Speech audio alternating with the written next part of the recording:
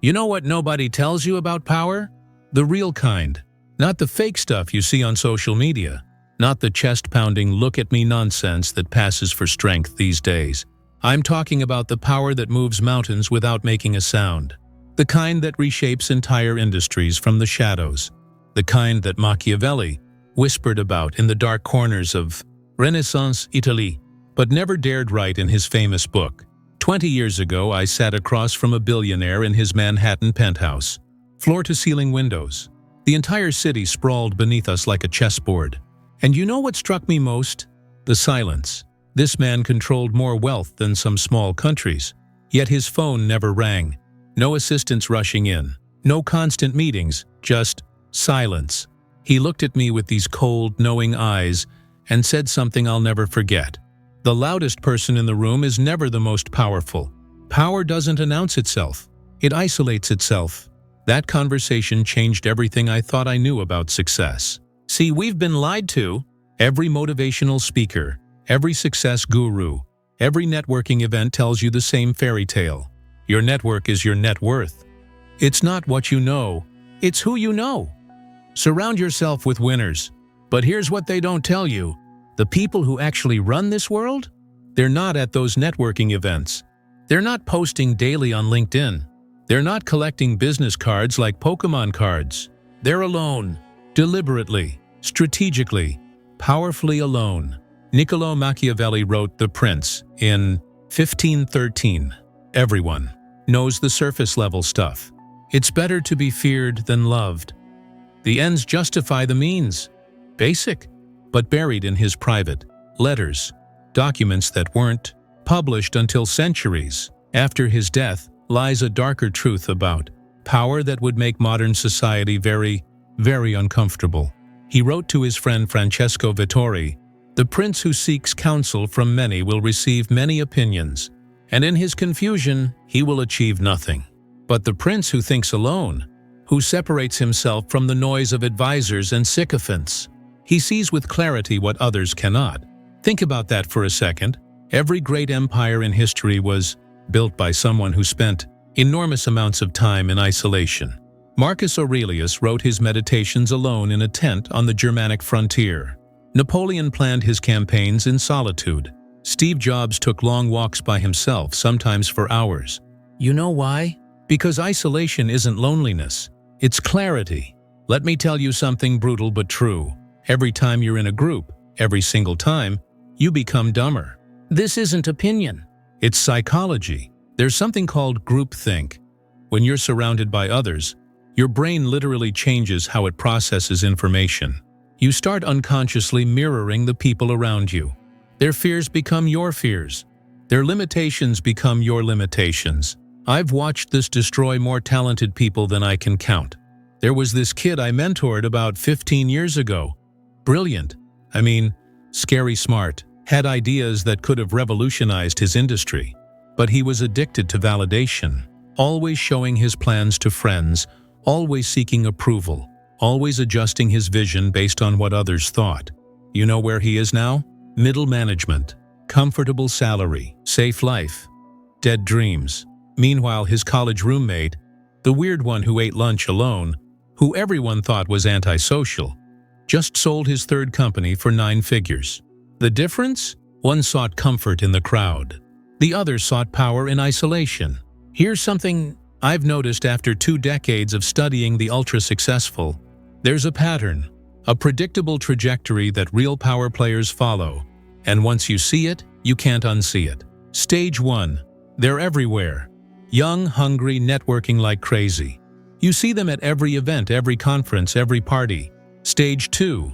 They start becoming selective. Fewer appearances, smaller circles. They're building something. Stage 3. They vanish. Not literally, but they become ghosts.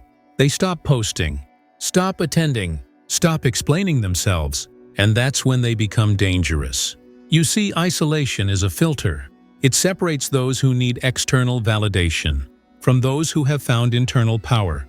Most people can't handle being alone with their thoughts for 5 minutes. They need the constant dopamine hit of likes, comments, messages. They need someone else to tell them they're on the right track. But the elite, They've learned something most people never will. The only validation that matters comes from results, not opinions.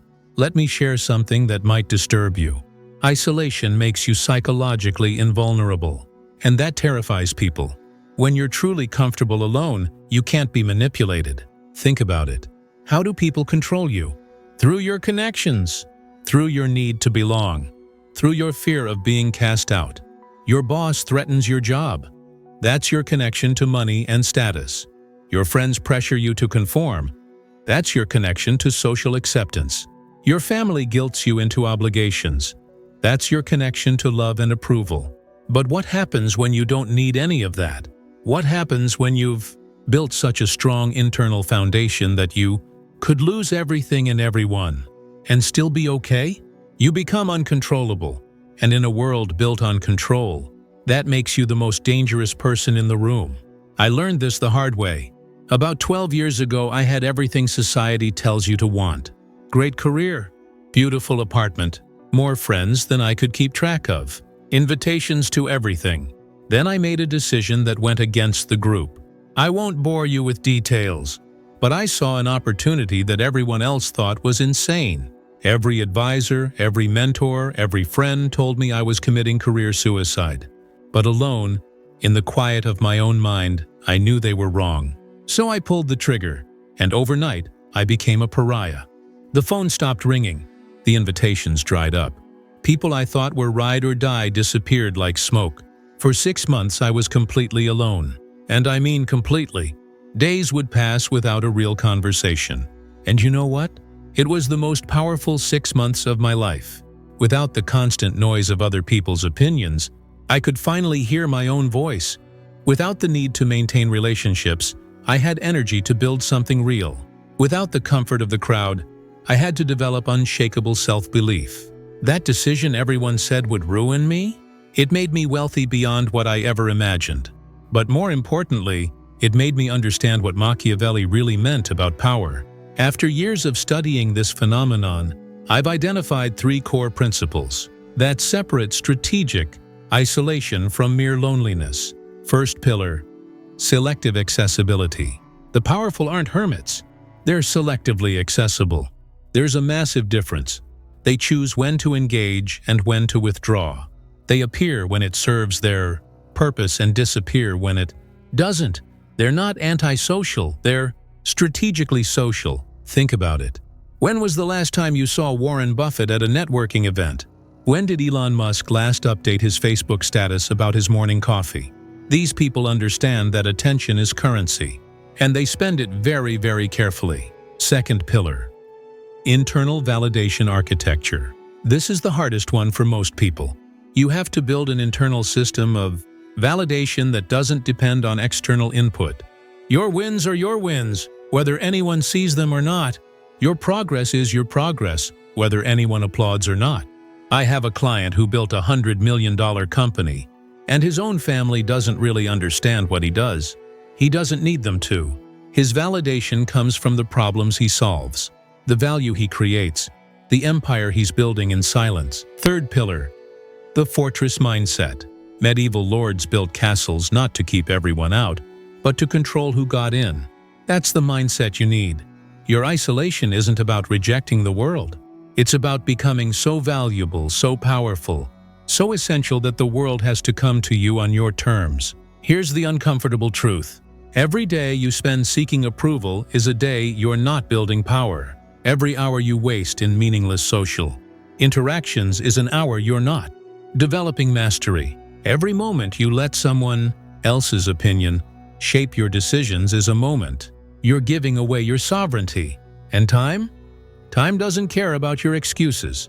I see people in their 40s, 50s, 60s still playing the same social games they played in high school, still desperate for likes, still afraid to be alone with their thoughts, still letting the crowd dictate their choices.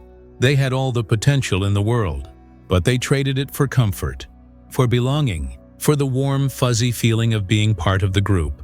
Don't let that be your story. Nobody wants to admit this, but relationships have a cost. Every single one. That friend who always needs emotional support? That's energy you're not investing in your goals. That family member who demands constant attention. That's focus you're not giving to your craft. That colleague who wants to grab coffee and complain. That's time you're not spending in deep work. I'm not saying become a sociopath. I'm saying become strategic. The elite understand something most people don't. You can't be everything to everyone and still be something to yourself. They make hard choices. They disappoint people. They say no to good opportunities to say yes to great ones. They choose loneliness over fake connections. They choose silence over small talk. They choose isolation over infiltration. And that's why they win. All right, enough theory. Let's talk execution. If you're serious about tapping into this power, here's your blueprint for the next 30 days. Week 1. The digital detox. Delete social media from your phone. Not the accounts, just the apps. Make it hard to access.